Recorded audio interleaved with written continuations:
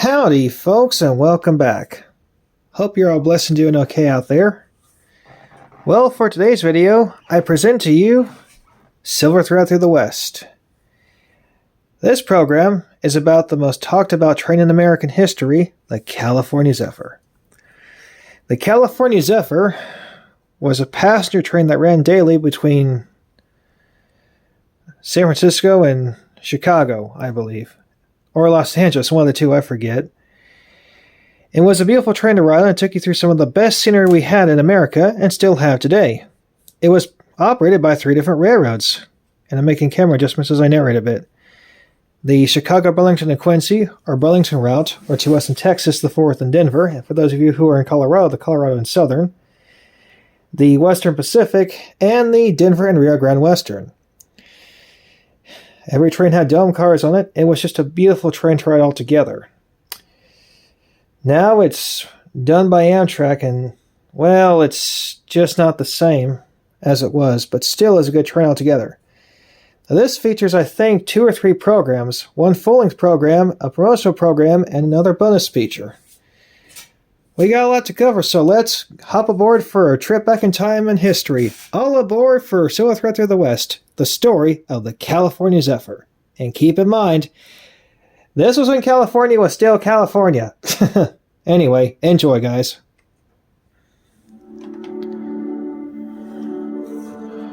California Zephyr was a train and a travel mode that was one of a kind. It provided scenery, comfort, high-class service. No, there's just no question that the combination of the scenery and the equipment made it the flagship train of the West.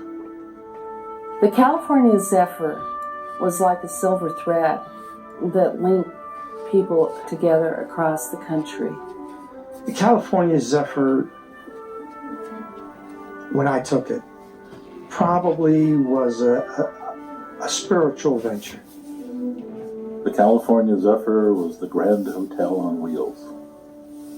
Well, I think of the California Zephyr in the phrase of another writer who coined the name the Silver Lady, which implies the gracefulness of the train.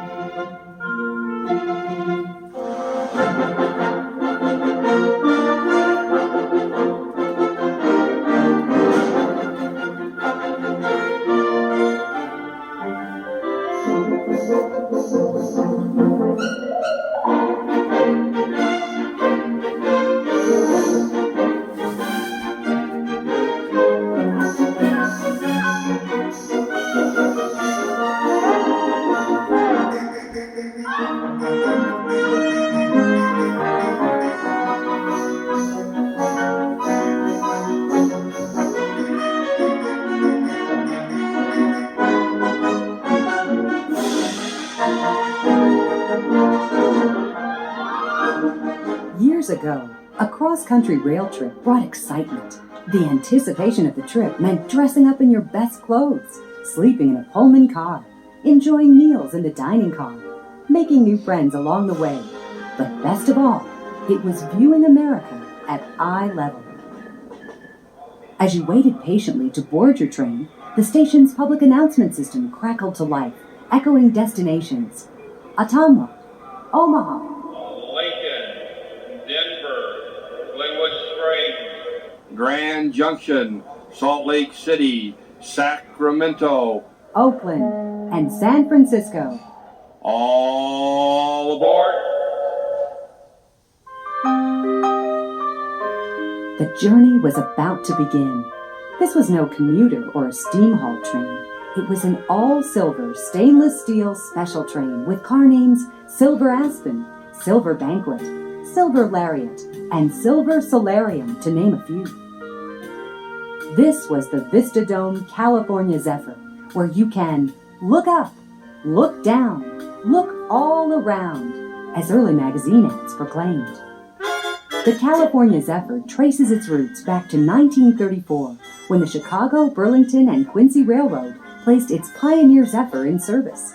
This was America's first diesel-powered streamlined train. The combination of diesel power and durable, lightweight car construction paved the way to faster schedules and established the groundwork for future Zephyrs to ply the rails. A major marketing feature of the California Zephyr was the 5 dome cars for each of the 6 sets of equipment. General Motors executive Cy Osborne was struck by the full view of Glenwood Canyon from the cab of a diesel locomotive in July of 1944. Osborne wished passengers could somehow have the same view as the engineer. Ralph Budd, president of the Burlington, ordered his railroad's Aurora shops to rebuild a stainless steel coach into a dome car. This first dome car entered service a year later in July of 1945. The rebuilt car was called Silver Dome. For years, a monument to the dome car stood on the spot in Glenwood Canyon where Osborne was struck with the dome car idea while riding the Denver and Rio Grande Western. It's now preserved at the Colorado Railroad Museum in Golden, Colorado.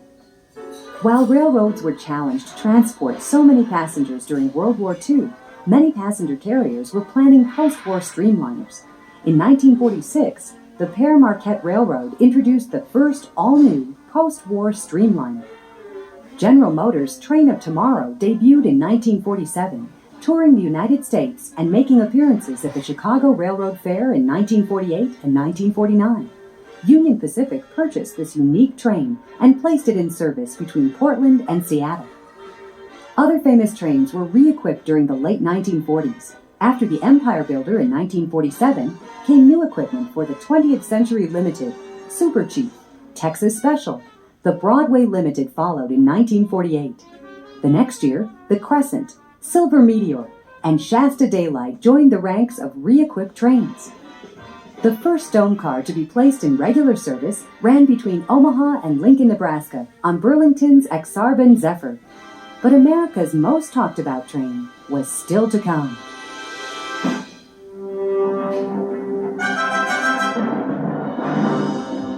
On October 16, 1945, chief executives of the Burlington, Rio Grande, and Western Pacific Railroads completed an agreement to share proportionately by mileage the expense of building a new streamliner to operate over the route of the Exposition Flyer, which operated between Chicago, Illinois, and Oakland, California. In 1939, San Francisco had an exposition called the Golden Gate International Exposition, which was built on what is now Treasure Island. And the 3 railroads decided that this was a good opportunity to run a through train. And they ran a train which they called the Exposition Flyer. After World War II, the Exposition Flyer lasted all through the war. After World War II, Western Pacific was reluctant as to whether they wanted to stay in the passenger business because they were the underdog. Southern Pacific and Santa Fe had the majority of the business. But Burlington came out with the Vista Dome. The Rio Grande was still heavy into passenger business, and they, you might say, coerced Western Pacific. General Motors was active at the time. They had come forth with Cy Osborne coming out and pushing the Train of Tomorrow, which had what we called an Astrodome. The Vista Dome was a result of the Astrodome. So Western Pacific was asked by the 2 partner railroads, and there had to be an economic reason also, that the 3 were heavily involved as a through freight route, too. All the railroads were cash rich after World War II with the finances that had come in during those years. And it was a last-ditch effort by many railroads, including the 3 mentioned, to attempt to recapture passenger business, which had been lost in the interim. And it was conceived, I would say, in the period about from 1946 on to the time when it actually came into being in 1949. Although the California Zephyr was a new train, the 3 operating railroads had paved the way over the same route some years ago. Mike Davis explains. Well, they had previously operated a train called the Exposition Flyer, which was made up of modernized heavyweight equipment. And that was put on after completion of the Moffat Tunnel, which cut 175 miles off the route and made the route really competitive with the UPSP. The reasons for 3 railroads operating the train were the continuity of the route, each railroad operating over its own trackage. and which provided the route from between Chicago and Oakland.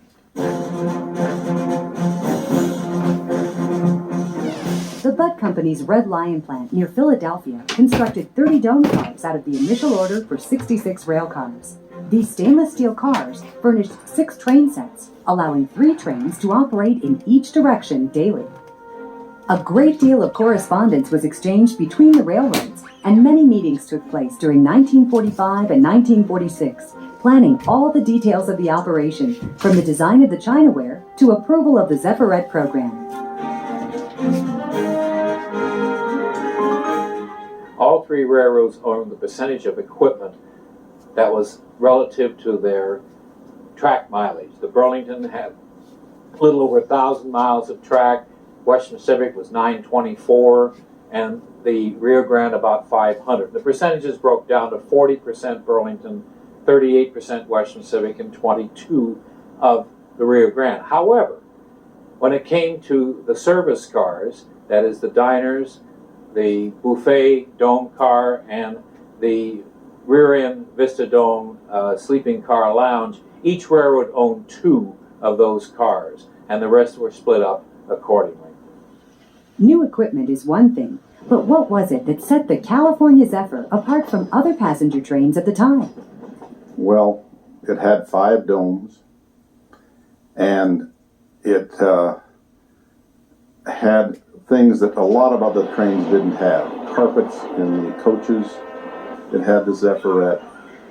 It had an extremely good dining car, and the scenery that you could see out the windows. There has been a continuing debate as to which Western train was considered best.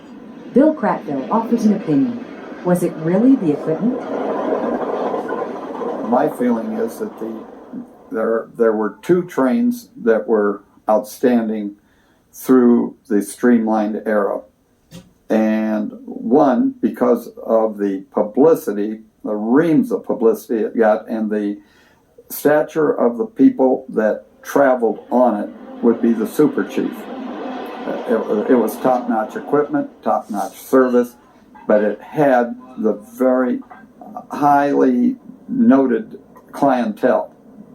The other train was the California Zephyr, and that was everybody's train. The Super Chief catered to a special niche in the traveling public. The California Zephyr did the same, but it was to the traveling public that wanted to see America. Well, people often compare the California Zephyr with other trains in the far west after the end of World War II. Some of those trains actually were rolling before World War II began, such as the Super Chief, North Coast Limited that went on the Northern Pacific up the northern tier of states. The Union Pacific and other railroads were marketing their city of San Francisco, city of Los Angeles. But I think what was so unique about the California Zephyr were those dome cars and that gleaming all silver look of the stainless steel. The dome cars were the real distinction. And the California Zephyr was not the first train with the dome car by any means, but it simply put those domes out front and center, and you could, almost anyone in the train would have significant time up there. Those were not seats that were sold, but seats that were available to anyone on kind of a first-come basis. In the design phase of the California Zephyr and into the first 2 years of operation, a 16-section sleeping car was operated. The reason for this is that while the Zephyr was being planned and designed, tourist sleeping cars were still operating on the major overland route and exposition flyer trains. When the California Zephyr started March 20th of 1949, tourist class fares were eliminated, and we were obliged by our agreement with the Pullman Company to operate the car at first class fares. Not only were the 16-section sleeping cars unique to the California Zephyr, but there were some other features that made traveling on the Zephyr an experience to remember. The Silver Penthouse was one of the 6 rear-end cars that was purchased for the California Zephyr. It was CZ-10. It had 3 bedrooms, a drawing room, a lounge and bar, a rear rounded-in parlor car, and a Vista Dome for 24 passengers. One of the features was that the drawing room, the one and only drawing room in the train, had a shower. And it was one of the few showers ever in existence.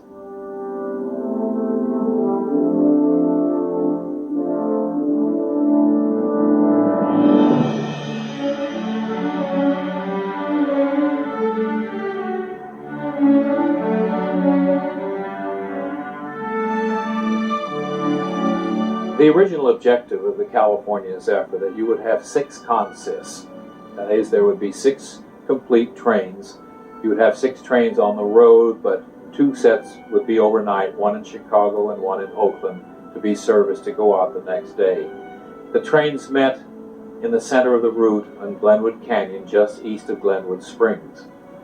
We operated a fixed consist in the beginning. By fixed consist means that you did not break the train to add cars or subtract cars at any place along the route between Chicago and Oakland Pier. This was to preserve the integrity of the train. It was to preserve also the PA system, because if you put a, quote, foreign car in, you would lose the PA system.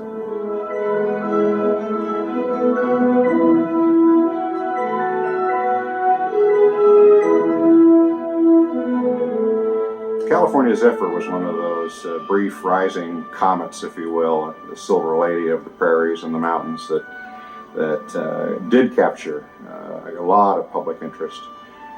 Train was tailored for vacationers, tailored for family travel. It's built around the idea that the business traveler was probably lost to the railroads on long distance trains, but the vacation traveler and the people traveling for family reasons could be a market, and to sell the scenery, sell these brand new vehicles, offer wonderful service, wonderful food, but at prices people could afford. And then of course the creme de la creme, introduce those fabulous Vistadome cars.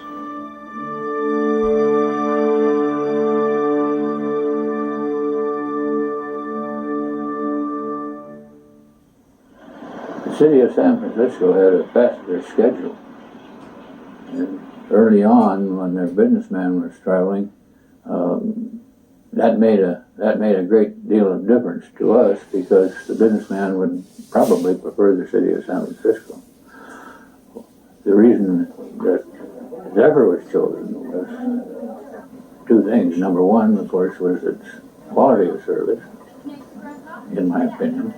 Number 2 was the scenery, the scenic country through which it traveled, and our scheduling for the daytime hours so that they could enjoy that. The railroads advertised this brand new train in many ways. Magazine ads, promotional films, The California Zephyr, train of today, and printed material. Art Lloyd shares a story about a certain timetable that I'm sure railroad management would rather forget. Each railroad issued its own timetable for the California Zephyr. The Burlington's, of course, was in their system timetable, the Rio Grande system timetable. We on Western Pacific didn't have that much of a distribution. You also had a California Zephyr timetable which had no identification on it except Zephyr. We put out an issue in which there was a questionable photograph. What it was that a waiter was leaning over the table. It was one of our promotion pictures, and nobody picked it up. Actually, it was a shadow in the groin of his pants, and it looked suggestive. It would not be pornographic in today's world. It would be acceptable. Wouldn't even be rated PG, but it caused quite a furor. Mainly Herb King, who was the famous columnist for the San Francisco Chronicle and a great supporter, came out with this pornographic timetable, and there was a hue and a cry, and all of us, everybody, including vice presidents, went out to all the hotels and every place we could to gather up that so-called timetable. Needless to say, several of us who collect timetables have them stashed away, but the waiter involved was given a very handsome settlement to keep his mouth shut, even though it was not the litigious society we live in today. But yes, that was famous, but that's part of the genre of railroading. It was it was a shadow, but in a very conspicuous place.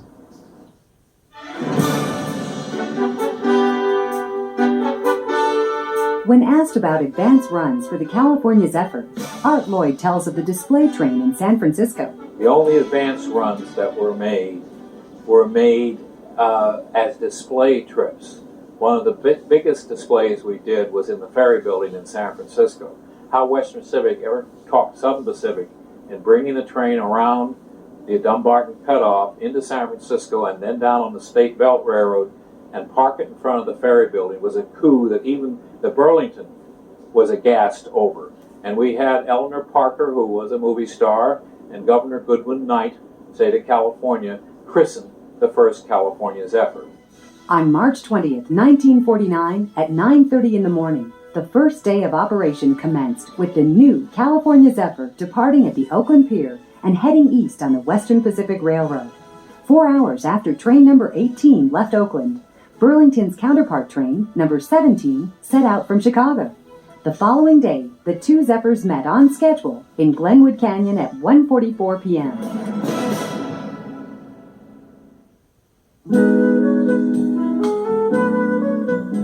Well, to me, one of the essential parts of train travel is the diner. If there's no diner, sometimes I think you might as well be on a bus. But if you're on a good train with a diner, that is probably the three highlights of the day. And dining on the rail, as Lucius Beebe pointed out, that good food in a railroad diner is really good for the digestion because there's that little bit of motion. It's very comforting and relaxing. And of course, the service is always good. The stewards on dining cars were just noted for their wonderful panache and the way they would seat you to fill up the diner with patrons. They couldn't afford to have separate tables and two at a table for four and this kind of thing. There wasn't enough room. So part of the ritual and part of the tradition was the steward, without fuss, would straight away take you to the nearest empty seat. So you might be sitting with strangers. But to me, that's part of the enjoyment of the train too. There's two things to do on a train: relax and meet new friends. Of all people on the train, there were two categories on top-notch trains. One was the train conductor, because he interfaced literally with everyone because of lifting the transportation. And the other was a dining car steward. As a steward, yes, it was one of his jobs to check the supplies that were ordered the day before. You would order the supplies the day before, and they would go to the commissary, like in the Western Pacific Commissary or the Burlington Commissary, and check them off to see that got what you had ordered. Sometimes you'd make some changes in the order, and you would do that in Oakland and Chicago. However, we would order supplies in Denver too, and they just put them on. You just whatever you picked up along the road, you didn't have a chance to check it. You just had to take what they gave you. As a dining car steward, the duties could be similar to that of the manager of a restaurant in the conduct of the business and maintaining the service and the cookery and just generally the general conduct of the business. The Burlington had years and years and years of experience, and that was incorporated into the operation of the Zephyr. And the California Zephyr really became, in a sense, the flagship train. So the best personnel and the best chefs and cooks, the best meal service. But I think it was the regional cuisine, the carnations on the table. There were these tiny, the small touches that really set the train apart. A restaurant on wheels is certainly a way to describe a dining car, but how many meals were served in a day? And the meals served in the dining car varied depending on the season of the year. Dinner being the most heavily patronized. In the summer months, we would frequently serve as many as 200 dinners during the course of a day. The breakfasts were the second most busy, with perhaps 150, and the luncheons possibly 100. The dining experience in the California Zephyr was truly a marvelous one. You had all the glassware, all the pottery, the china, every little dish from peas to corn had a little bowl for it. And they even had an Italian dinner at certain times on the train. On the California Zephyr, an effort was made to serve the specialty of the area through which the train was passing at the time of service. As an example, as the train left the West Coast, items like abalone, swordfish, and that type of item were served. On the Rio Grande, mountain trout in some form was always available at the dinner meal. And by the same token, coming out of Chicago on the Burlington line, Lake Superior whitefish or walleye pike were featured, plus the fact that an effort was made to have the vegetables and fruits of the season available at all times.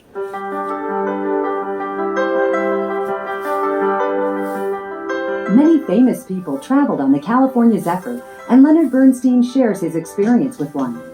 Let me recall one incident which was most embarrassing to me and probably the most in my career as a dining car steward. This particular occasion was a wintry day, and the porter of this New York originating car came to me and he said, "Steward, I have a famous passenger in my car, Mrs. Dwight Eisenhower, and perhaps you'd like to go back and offer her a sandwich or something of the kind." I said, "Certainly I would," and I went back and called on her, and she was more than gracious, and we did serve some food back in the car, and after departure she came to the dining car and enjoyed dinner with us, and as she was detraining at Denver the next morning, she came into the dining car quite late before arrival, and the only available seat that I had in the car was that opposite a woman with a young child. And she was happy to sit with this couple, and in the course of serving the meal, she became quite friendly with the mother and child, and as we were preparing to enter the Union Station, where she was detraining to meet the general, I stepped to the table and I said, "Mrs. Eisenhower, excuse me, we'll soon be in the station. You may want to collect your luggage." And in an effort to assist her in getting up from the table, I pulled the outside chair away from the table, and she was in the process of saying goodbye to the lady and the baby. She was waving to the child and failed to notice that I had pulled the chair from the table and subsequently just slipped off onto the floor. And of course I wanted to disappear, but I assisted her and she was most gracious about it. Said, it's my fault, think nothing of it. But I'll never forget the embarrassment of that moment.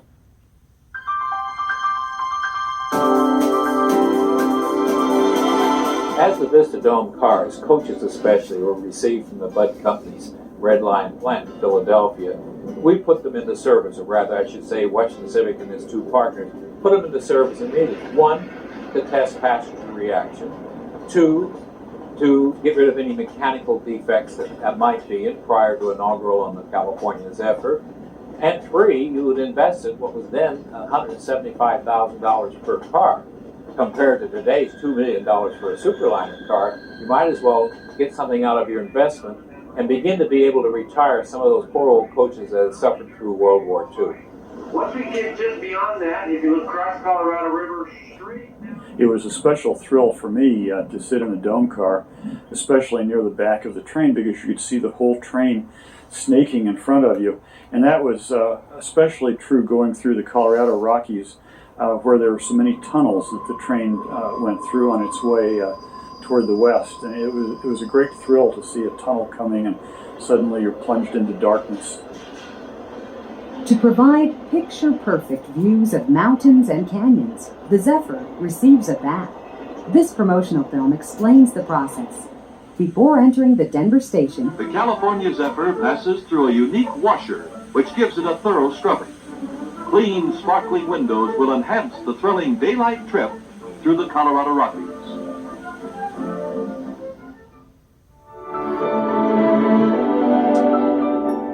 Probably the most important factor in hiring a Zephyrette was the personality of the young lady, her ability to meet people, her ability to cope with situations.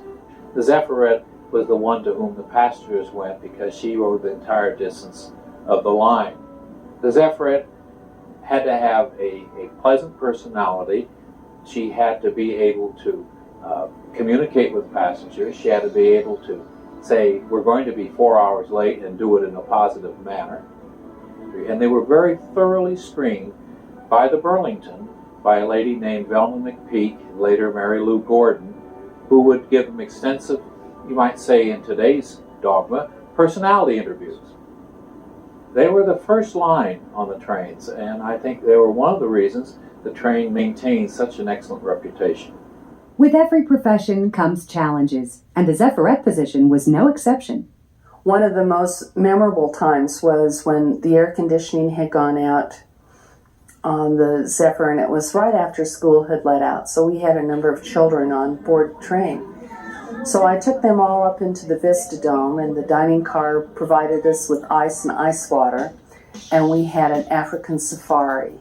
And we were going through Utah with areas that looked like legs of elephants. So we went on an elephant hunt.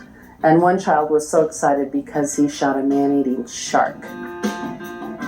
We had to go through the Moffat Tunnel, and it was, it took 10 minutes, and you make an announcement ahead of time to prepare people because it's a very long time to be in darkness. And so we had to say that the Moffat Tunnel was 6 2/10 miles long, and it would take 10 minutes to go through. And one time I think I was in a hurry, and I said, it's 6 2/10 inches long. And when I walked through the train after that announcement, everybody was still laughing. Going westbound, we were coming into Sacramento, and we were right on time. And in Sacramento, at the right-hand side, going westbound, is the Campbell Soup Factory. And I'll never forget this as long as I live. There was a semi-truck loaded with tomatoes. And he got stalled on the track, and the California Zephyr came along, and wham! Ran right into him. There was tomatoes everywhere. There was always the possibility that something unusual could happen. We did have occasional accidents. I remember one day a very sick and elderly gentleman boarded the train, and he later died before he arrived at his destination. I found that difficult. Probably one of the funniest was making a final tour of the sleeping cars one night, and I encountered a woman in a beautiful nightgown and negligee sleepwalking up and down the aisles, and we did find her a home. Susan Hill explains what it was like to be the only female crew member. I was always the only female, and often the only white crew member that would go from one end of the trip to the other. And what I found was that the crew was very protective of me, and that they never were inappropriate. And if a customer or a passenger were inappropriate, they would rally around me. I never felt that I was discriminated against for being the only female. Of course, they had their own boy jokes that I didn't get involved with. But they were so sweet to me. And one of the favorite things that I had learned in college was hot cereal in the morning with a scoop of ice cream. And the crew learned that I liked this. Now, to have a scoop of ice cream in the morning on the train, they would have to take out some ice cream the night before to get it soft enough to take a scoop. And these guys would do it for me. The Zephyrettes performed a very valuable service on the train in being available to assist passengers, elderly people, mothers with babies, and one of their principal functions in relation to the dining car service was actually passing through the train each afternoon and making dinner reservations for the dining car for the dinner meal. I think that being a Zephyrette was one of the most memorable experiences of my life, and it's something that I will never forget.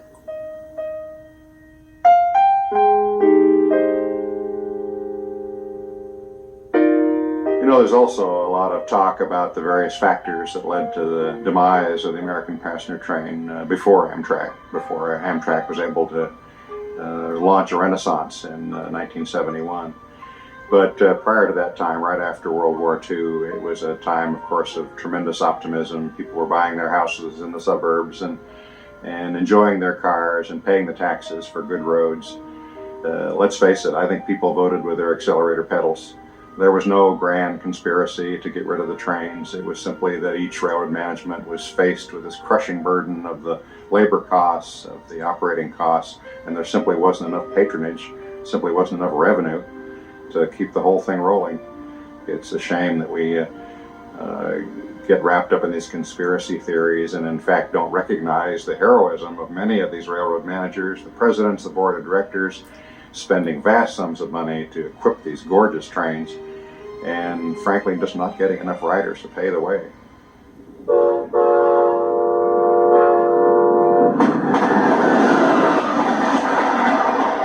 That train is Amtrak's California Zephyr. Although it's painted red, white, and blue and no longer has dome cars, it traces its history and lineage back to the original California Zephyr of 1949 and still uses essentially the same route. Here is a report I did more than 30 years ago. At the time, the application was made to abandon the train. A recent survey of European travel agents revealed to the satisfaction of Burlington men that the California Zephyr was indeed what they believed it to be, the most famous train in the United States. Recently, the Western Pacific, which handled the train from Salt Lake City to San Francisco, announced that it was making application to the Interstate Commerce Commission to discontinue its portion of the Zephyr's operation. The Western Pacific said it was losing over $823,000 a year on the operation of the train.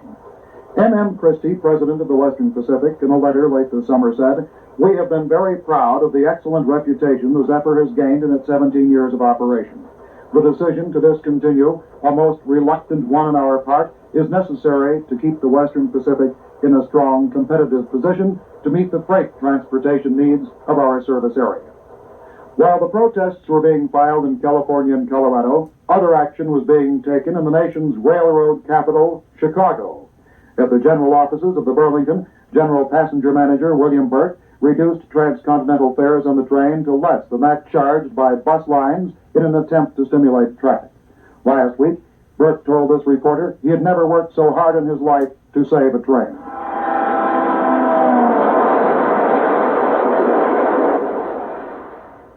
Like the Denver Zephyr, the California Zephyr has become an institution in the cities and the states that it serves. Will this institution last? Ed Ritz, KOA News.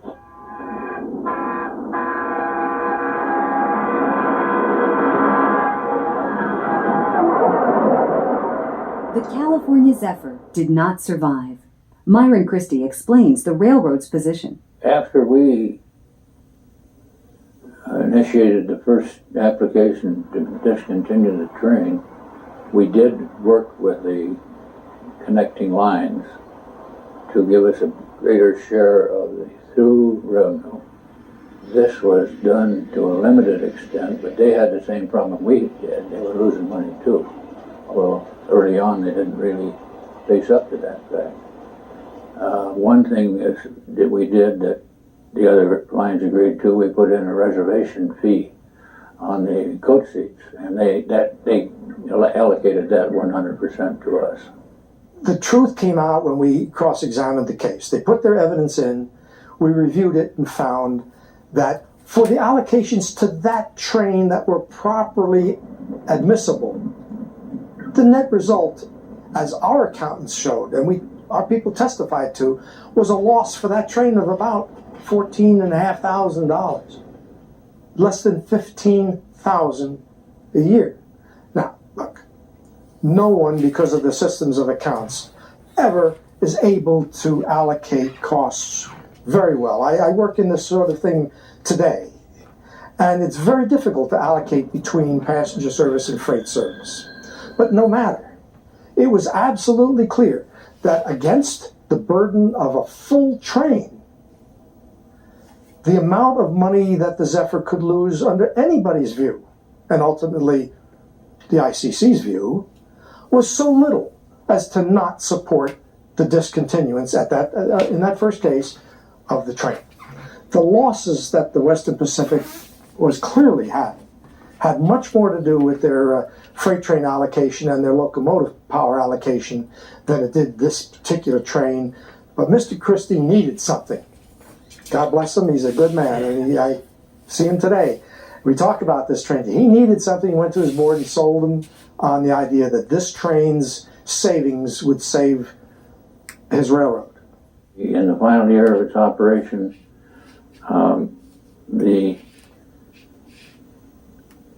I should say in 1969, which is the year before 70, when it was finally taken off, the losses, out-of-pocket losses, the cash losses from the Zephyr, equaled in excess of 40% of our net railway operating income. In other words, it reduced our net railway operating income by 40%, our bottom line from railroad operations.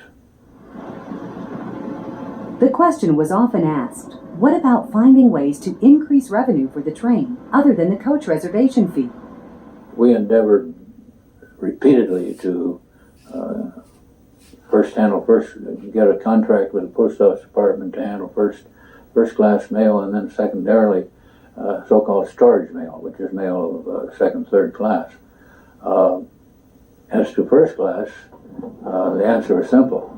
The schedule of the train, which we had set up to favor the passenger and traveling through the scenic areas in the daytime, and basically the flat and the deserts in the nighttime, required a departure that did not fit the mail schedule.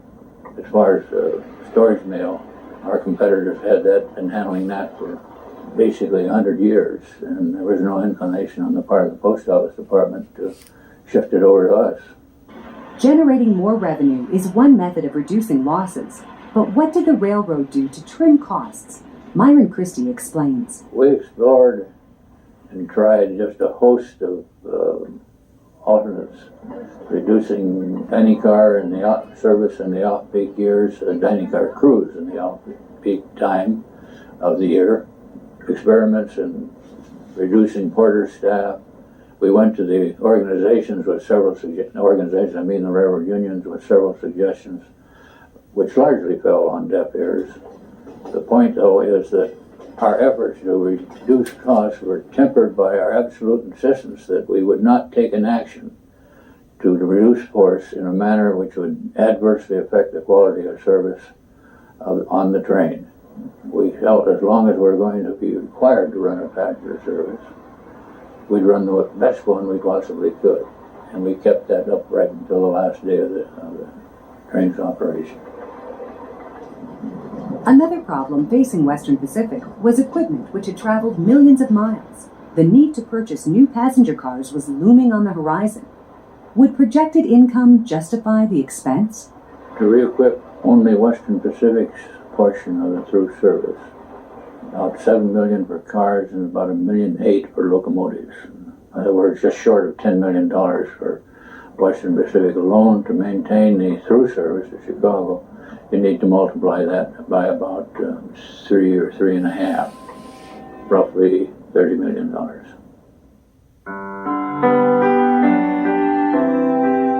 There were notices on the train that the discontinuance hearings would take place across the country. On my trip to Chicago from San Francisco, in talking to people, I realized that I wanted to make a statement about the train. And I expressed my feelings to a few people on the crew. When I arrived in Chicago, I received a phone call from my supervisor, a 2-hour phone call, where at first it was very nice and pleasant. And then I was told that I was not to testify. And it went on for a long time. My defending myself, my right to testify, to speak in behalf of all the passengers that I talked to. I was told that I could do more damage than good. When I got on my return trip to San Francisco, especially coming into California, I was threatened by a conductor to be put off the train in the middle of nowhere. I was told that I should not stick my nose into matters that didn't concern me. But being a young rebel rouser and really very in love with the train and seeing how it benefited so many people's lives, I did go and testify. I think the railroad had tried very hard to save the train, and they had gone through quite a number of hearings and so forth. So it was not a great surprise, but it was a bit like a wake. You know, an old friend was passing. Actually, I was on the last train that left from San Francisco. I rode from San Francisco to Sacramento. And all along the way, people were standing by the tracks, and the train traveled slowly. They were waving, they held black wreaths, there were signs, goodbye. And I think it was a profound experience to see a tremendous chapter of American history coming to such a sad closure. Well, the last day of the Zephyr was, we left Oroville. It was a very fine day when we left, and the train was crowded with mostly fans, as I remember it. Had an uneventful trip into Oakland, where was the end of the line. And the train ran right up into the yard and stopped literally at a bumper. And I walked away from the train, and I was quite saddened because an era was over.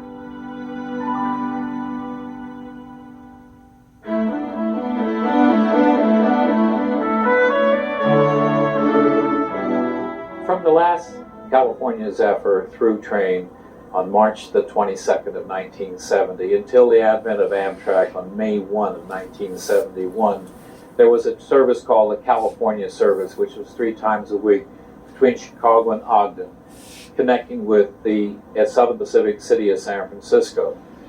Rio Grande elected not to join the Amtrak system. They did so just 2 weeks beforehand, and elected to run their own train, which they dubbed the Rio Grande Zephyr, using their allotment of California Zephyr cars. Our president, William J. Holtman, gave everyone involved with the operation of the train, including May as the superintendent of the dining car service, that as long as we operated that train, it would be operated in the very best manner possible. There would be no compromise with that. That was the way it was done all through its period of operation. The Rio Grande Zephyr was a kind of a love-hate situation. There was a certain amount of pride in it, and it was a maintenance nightmare. It interfered with the freight operations. Of course, Rio Grande was actively pursuing their freight business at that time. And the Zephyr itself was a nuisance, a pain in the side. But there were certain people that thought it should continue. Those who rode the Rio Grande Zephyr may remember the etched windows and the silver banquet, that sort of thing. And that was a special added touch. One of the painters did that. George Buss was his name. And this was a kind of pride sort of thing. It wasn't actually asked for. It was something that was given by the guys.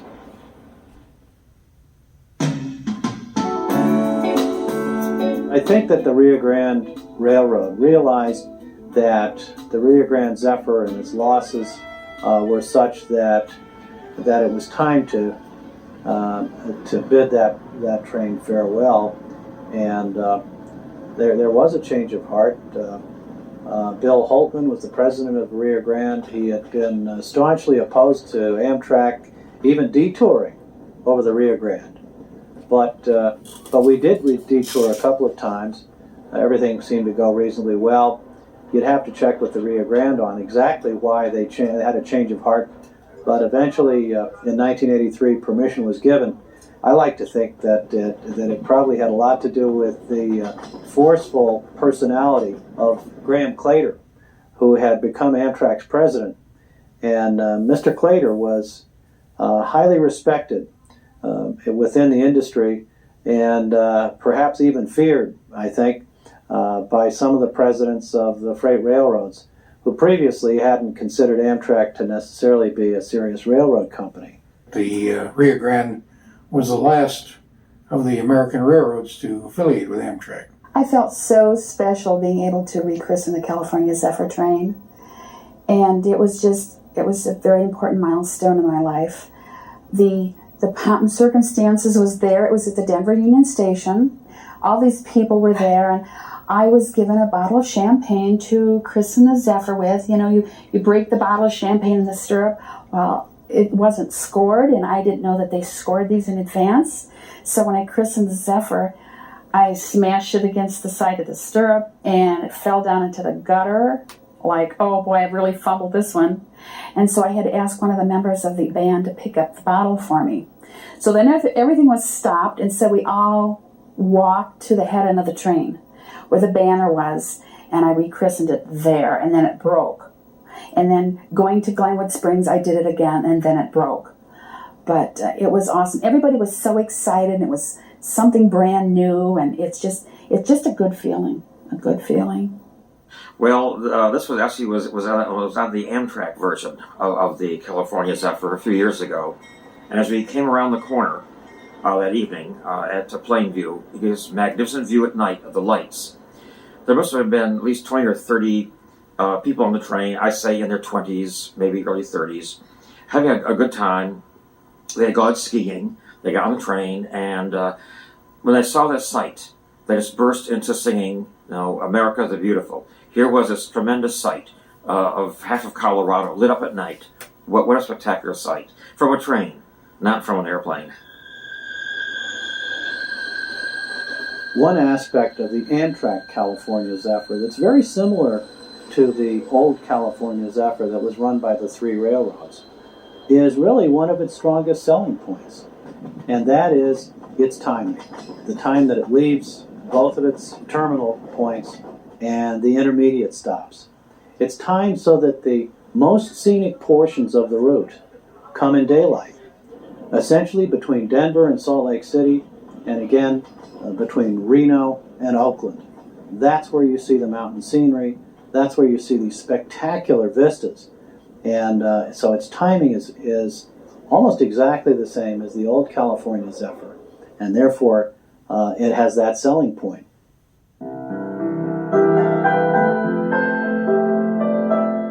I was just 7 years old. The train had just been in service for 3 months. It was June of 1949. I was out of school, and my mom and dad took me on a trip to San Francisco on the Zephyr. Of course, at that age, I think you're very impressionable. It was really my first venture out into the world beyond Denver. The porter showed me how he worked the berth. He had the key that he'd unlock the upper section with, and my mother said that if I didn't behave, it was all right with her if he locked me in there. They all had a laugh about that, and so I was, of course, on my best behavior after that. Was the California Zephyr worth saving? Absolutely. My goodness, yes. And in all due respect, I tell you, not as a rail fan, but a guy who's been in this business for a long time as an engineer and a lawyer, that train, out of the 27 or so that I tried, that train was well worth saving. You might say I cut my teeth on the California Zephyr in one of my last acts with the railroad 21 years later was spearheading its discontinuance, which was very emotionally very difficult thing for us to, me personally and for the railroad as a whole, to face up to the facts and seek the discontinuance of a train which we were very proud of. It really was a flagship of the Western Streamliners. The California Zephyr, in my estimation, is the greatest train that ever operated in the United States.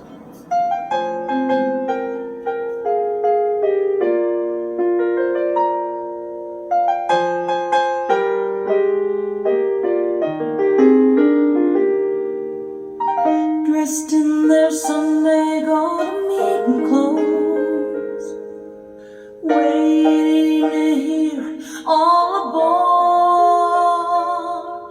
A grand hotel on spinning wings, coaches made of gleaming steel, through the west like never before. Winter's white snow on the evergreens,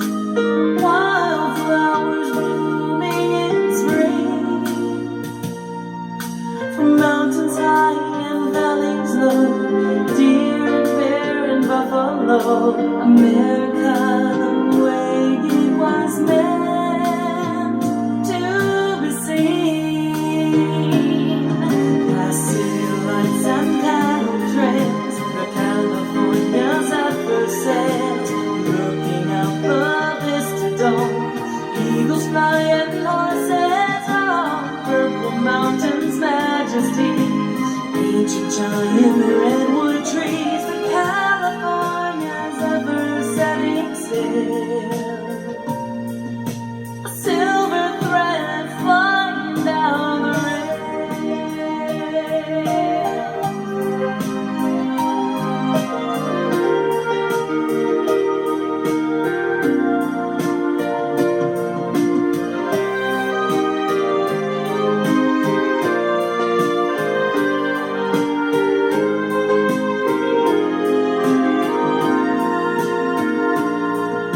Chicago, San Francisco, and in between, the California's ever made history. Some things are bound to change, some things remain the same, like once in a lifetime old train memory. As city lights and cattle trails, the California's ever sails, looking out the vista dome. Eagles fly and horses on purple mountains' majesty. Ancient giant redwood trees, the California's ever setting sail. A silver thread flying down the rails, a silver thread flying down the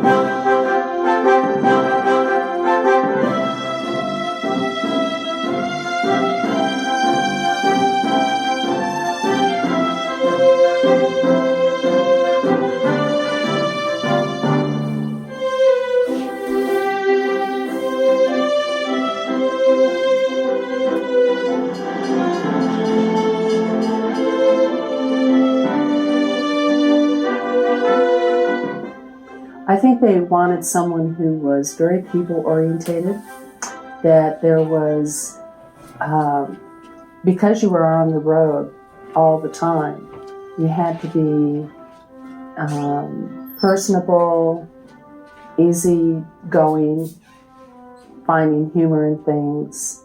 I think they wanted somebody that was responsible because you were the only staff person on the train to really be of assistance in any emergencies or conflicts that came up.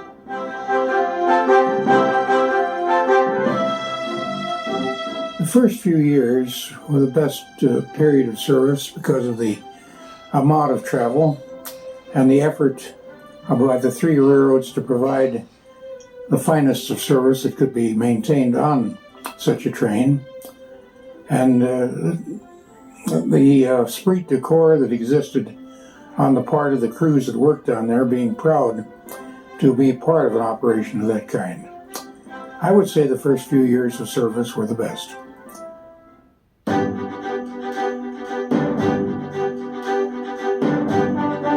This car which we are riding, the Silver Lariat, was originally built as a coach with 24 dome seats on the upstairs. All of the dome cars had 24 seats. The California Zephyr was designed so that half of the complement of ridership, if the train was sold out, and it was most of the time in the early years, could sit in the Vista Dome at one time.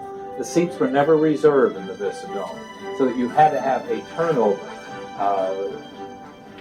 Somebody had to go to the bathroom or to the diner and left the seat. He couldn't leave anything in there saying the seat was reserved. So you had a turnover of dome car seats. Of course, the dome car was filled the minute the train left Oroville eastbound and Portola westbound for the Feather River Canyon, and between Salt Lake City and Denver, except going across the great Utah desert, the dome was always full. The only time you could get a seat in the dome was in going across the Sacramento Valley or across Iowa.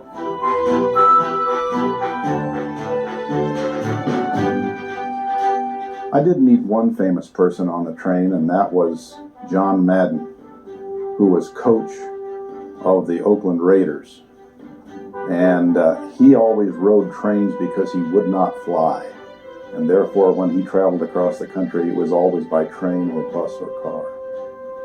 The high point of the California Zephyr ridership, I would say, was in the mid-50s, 1955, 56, 57, prior to the advent of the jet airplane, which took what limited business travel we had away. We depended upon the discretionary traveler, and with our limited advertising budget, but more important, word of mouth, that the California Zephyr was the way to travel, we were capturing most of the business in Northern California. We also went out after the travel agent business, which Southern Pacific and Santa Fe were not doing as extensively. We did things such as this necktie I'm wearing, which was sent to travel agents and shippers every year by us at Western Pacific, totally at our expense. What we did was keep the train on the map, keep it in front of the public, and doing something more important, we endeavored to run it on time. California Zephyr in later years, of course, suffered from the on-time performance, but it on the Western Pacific portion and the Burlington on either end and the Rio Grande in the middle, on time was very important.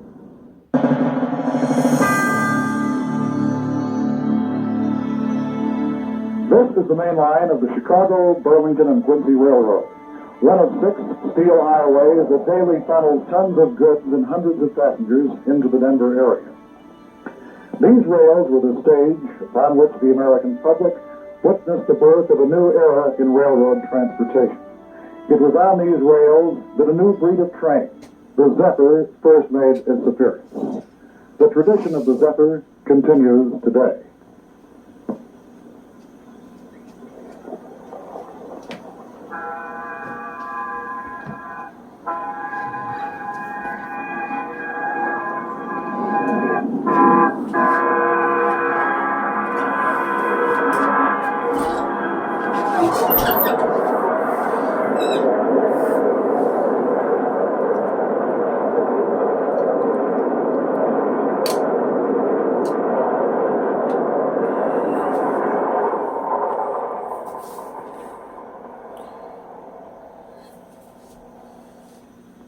The age of the streamliner dawned in 1934 when the first of the fluted aluminum Zephyrs rolled out of the Budd Company plant in Philadelphia and into the history of American railroading. Until that day in 1934, when a bottle of champagne was broken over the rakish prow of an entirely new train, America's railroad power was measured in steam pressure and piston stroke. At this point in time, the mighty steam locomotive, the iron horse, had been refined to its zenith. And many railroaders refused to take the little 600 horsepower upstart seriously. It was on a cross-country demonstration run that this forerunner of modern rail travel had a chance to show the skeptics and the public what the electric traction motor and Dr. Rudolf Diesel's engine could do. This first Zephyr set out from Philadelphia and headed westward to the Century of Progress Exposition in Chicago. While at the Chicago World's Fair, the little 3-car speedster was viewed by hundreds of thousands of persons. Then the train moved over to what would become its home rails, the Chicago, Burlington, and Quincy Railroad, and continued its westward dash. All along its route to the coast, Throngs turned out at villages and hamlets for a glimpse of what the future held for a then depression-ridden nation. It was on this trip that the little three-car train first met the challenges of mountain railroading on the Denver and Rio Grande Western. The mountains were met and conquered by the Zephyr, and it rolled into San Francisco for a gala reception complete with brass bands. The public fancy was so captured by the Zephyr that a movie was produced with the train in the starring role.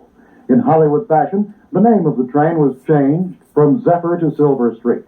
The story involved the train's dash across the continent to prove that the design was worthy of consideration. Naturally, Movieland's penchant for giving the public a thriller had some influence on the production, as witnessed here.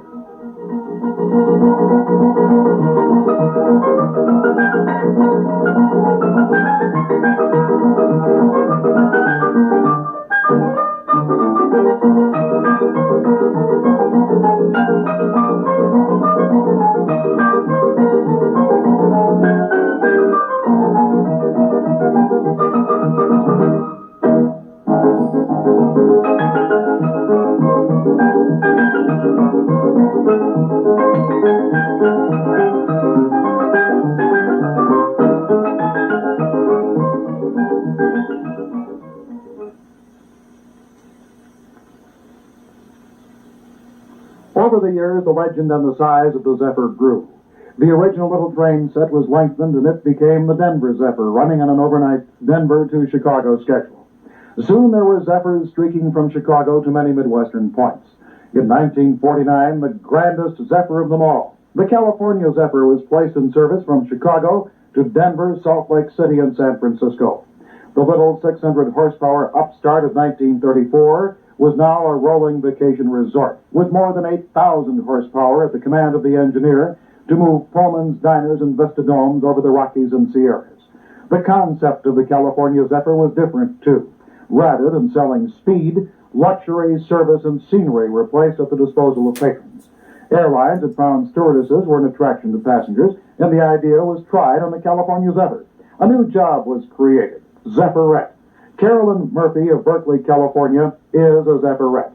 In addition to delivering travelogues on the train's public address system and tending to passenger needs, a part of her job is to welcome passengers aboard.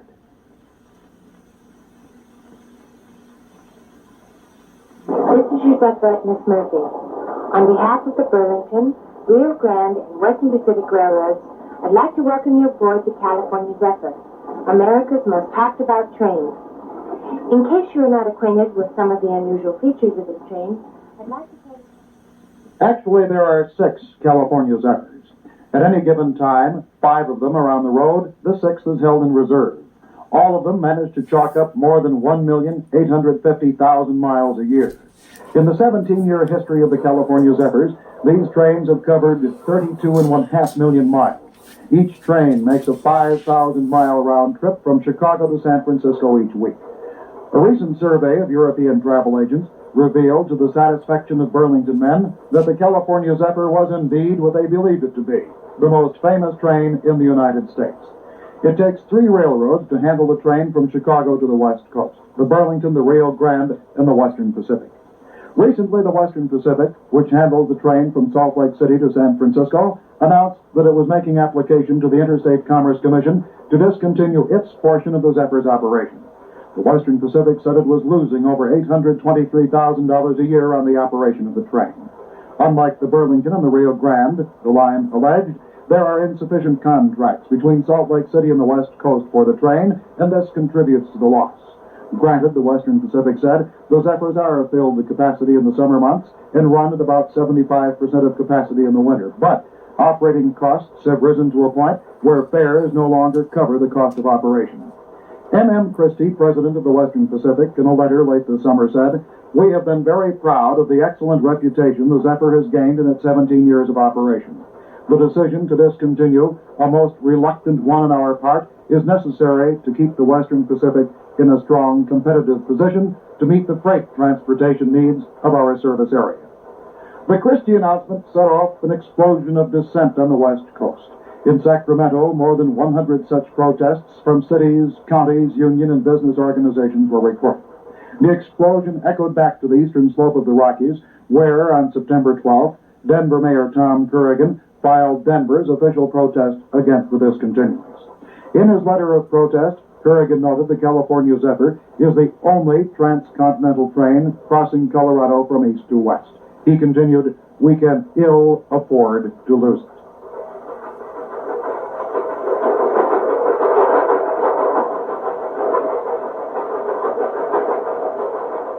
While the protests were being filed in California and Colorado, other action was being taken in the nation's railroad capital, Chicago. At the general offices of the Burlington, General Passenger Manager William Burke reduced transcontinental fares on the train to less than that charged by bus lines in an attempt to stimulate traffic. Last week, Burke told this reporter he had never worked so hard in his life to save a train. For the past year, the Burlington Railroad has been under the leadership of a native Denverite. Lewis Wilson Mink, a former Denver Post carrier and DU student, is one of the youngest and most dynamic railroad presidents in the United States. The 47-year-old Mink has assumed the presidency of one of the Burlington parent companies, the Northern Pacific. In a Chicago office 2 weeks ago, we discussed the California Zephyr with Mink. Mr. Mink, if the ICC should allow the Western Pacific to discontinue the California Zephyr between Salt Lake City and San Francisco, what would happen to the Burlington's operation of this train? Well, we couldn't continue to operate the train from Chicago to Salt Lake City. We don't feel that traffic between these 2 points is justified, and it would just mean the necessity for us ultimately petitioning to take it off between Chicago and Denver. Well, the Burlington has been highly successful in the operation of the Zephyrs, notably the Denver Zephyr and the California Zephyr. What has been the key to success on the Burlington? Well, I think we've operated trains with good equipment. We've advertised them. We've pushed our passenger service. The people here have done a lot of work in promoting passenger business. We're interested where we do have areas in which we think we can operate passenger trains at a profit. We're certainly interested in keeping them on. It doesn't mean that we're interested in keeping deficit operations. In Denver last week, we discussed the future of the California Zephyr with former Denver newspaperman and now Director of Public Relations for the Denver and Rio Grande Western Railroad, Alexis McKinney. Mr. McKinney, what is the position of the Denver and Rio Grande Western on the California Zephyr? The Rio Grande Railroad is quite proud of the California Zephyr. It thinks it's a wonderful train, and the public believes that it's a wonderful train. And when the Western Pacific Railroad first announced several weeks ago that it intended to ask for discontinuance of the California Zephyr, President G.B. Adelot of the Rio Grande made a rather positive statement. He said that the Rio Grande had neither the intention nor the desire to discontinue the California Zephyr. It was a good train, and it had every evidence of a train that deserved a respect for its measure of public convenience and necessity, and that we hoped it could continue. We would not ask to discontinue. We hoped it would continue.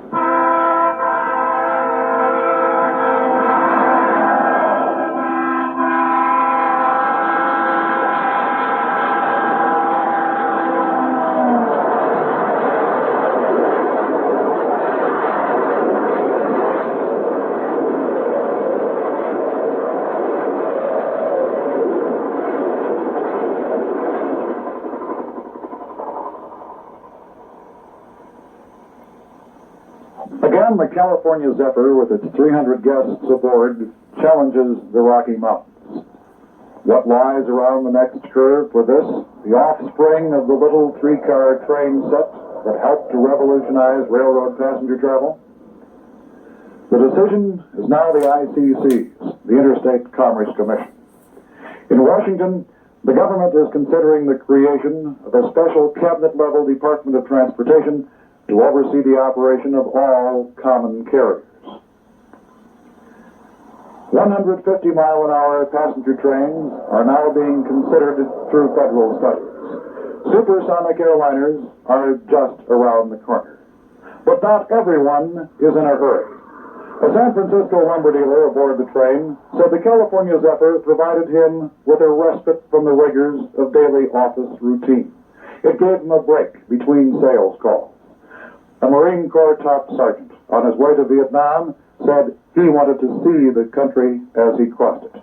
An elderly couple from Milwaukee said sure, they had flown to San Francisco several times, but this time they would like to see what the West was really like. Like the Denver Zephyr, the California Zephyr has become an institution in the cities and the states that it serves. Will this institution last? Ed Ritz, KOA News.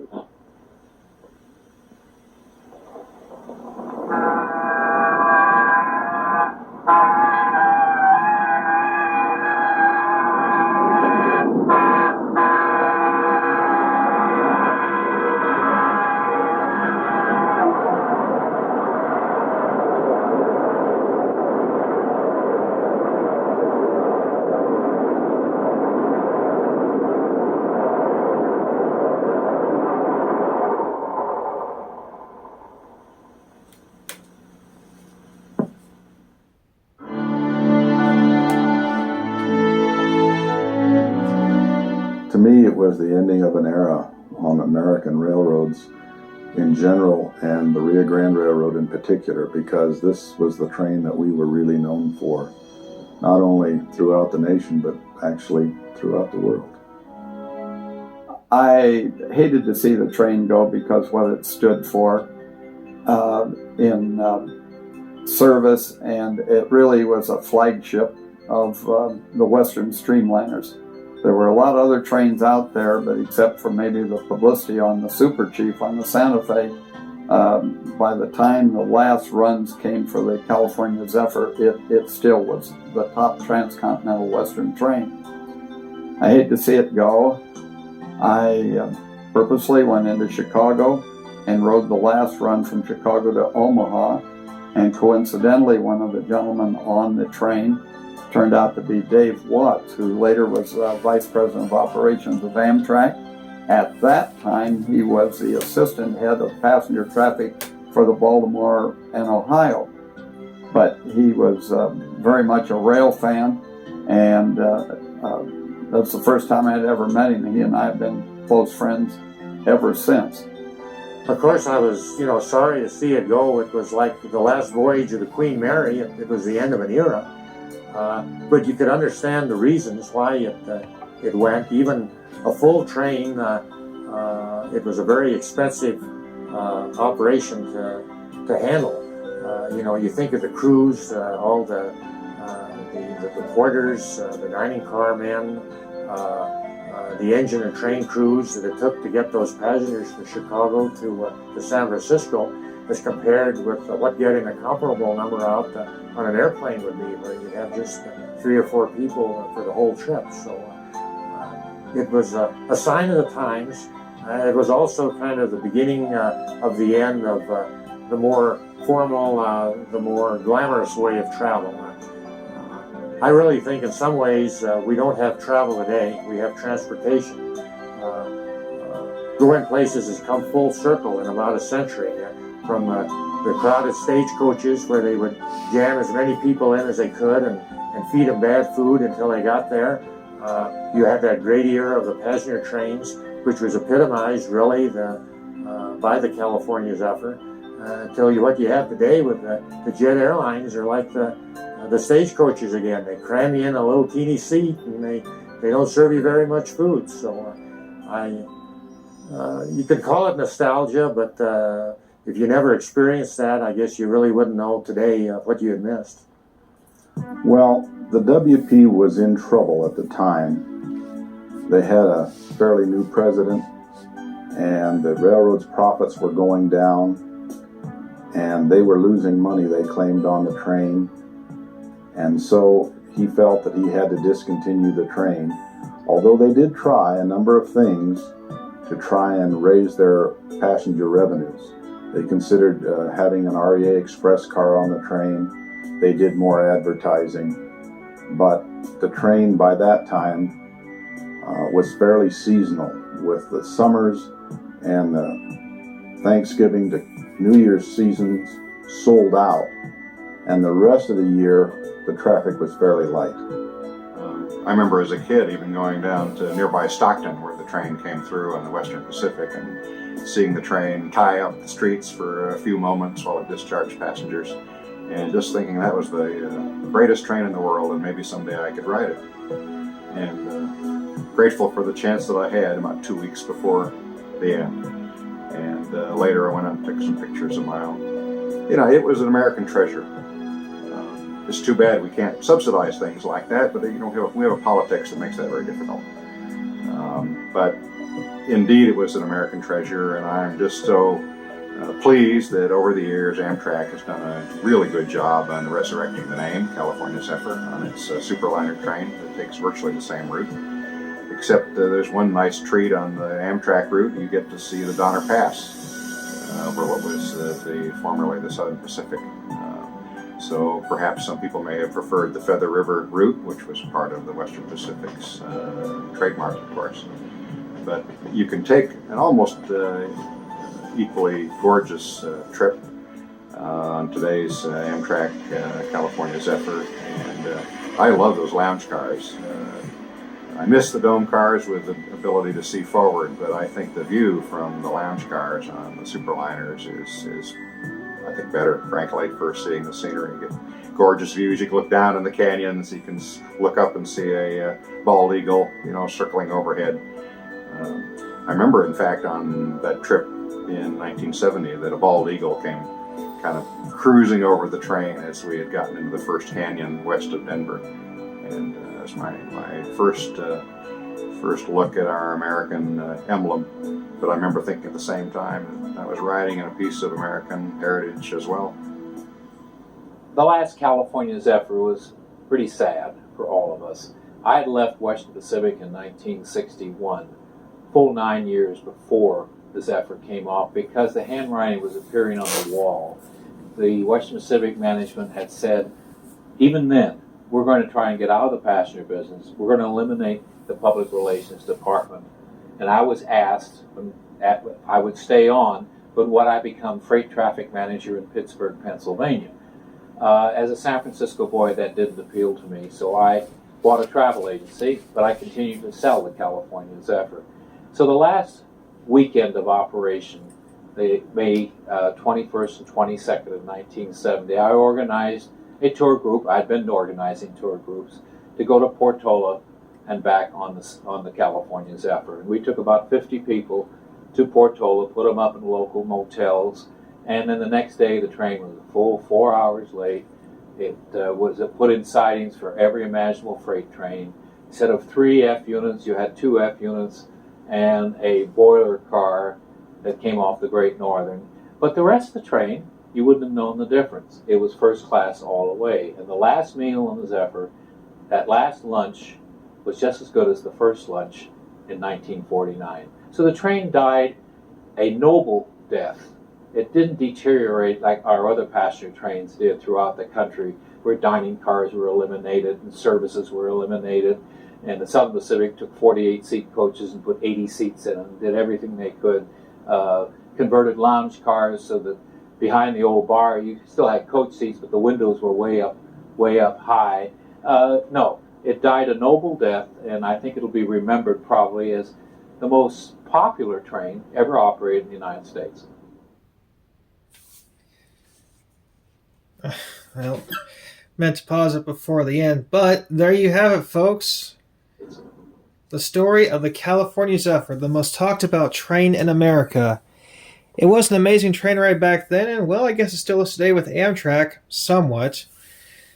Although I recommend you ride it while you can, because Amtrak, as we all may know, will be doing away with its Superliner equipment altogether, which to me is a crying shame. The Superliner cars, although they weren't the same as the single of equipment with the dome cars the California Zephyr had, it still had that Americana look to it, that streamlined design. It still looked kind of old-fashioned, but also new at the same time. So I'm going to miss the Superliner cars when they're gone. And yes, as you saw in the promotional film about the little 3-car train set. It was used in a movie called Silver Streak. Now, most people think of the Silver Streak, they think of the one with Gene Wilder and Richard Pryor, which is a great, hilarious film. But there was one back in the 30s just called The Silver Streak. It was the original film. You can probably find it on YouTube. It's a pretty cool old film from the 1930s. I recommend it. But yes, this train came, saw, and conquered, and sadly is gone. I wonder how much of the California Zephyr has been preserved in museums. And you know what? It would be cool if they could take all the passenger cars left and all the engines and make one train and make one special run across the country. The California Zephyr, a silver thread flying down the rails. Until next time, please be safe around trains. Like, share, subscribe, and comment. And remember, God loves all of us. Happy rails, folks. See y'all down the line.